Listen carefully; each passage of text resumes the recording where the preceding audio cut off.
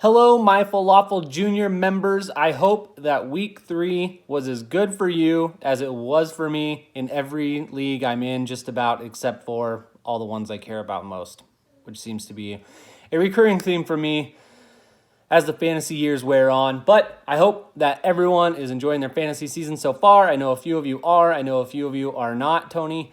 And yeah, we are going to go right into our Week 3 awards and then preview Week 4 real quick. So starting off, as we always do, with the High as a Kite award this week, that one goes to Gates with 131.8 points. 7 of your 9 starters in double digits, only 1 starter with less than 9 points. So very solid outing all around from Gates this week.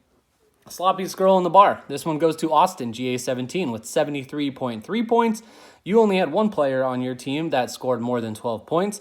5 of your starters in single digits, so just an all-around very lackluster day for Team Austin there.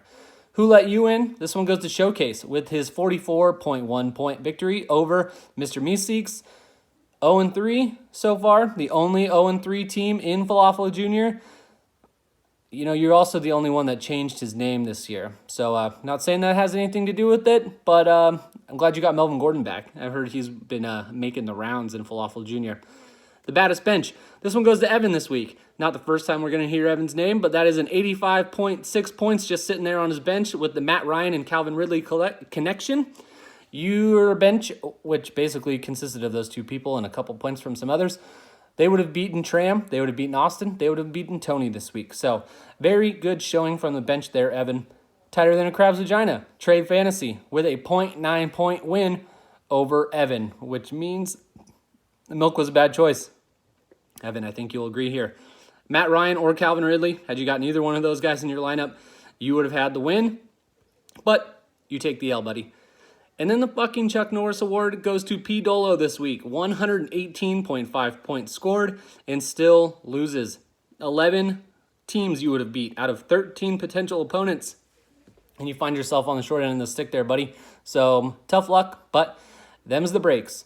Week 4, we've got 3-0 Gates versus 1-2 Money Martins. We've got 3-0 Trade Fantasy up against 1-2 Tram.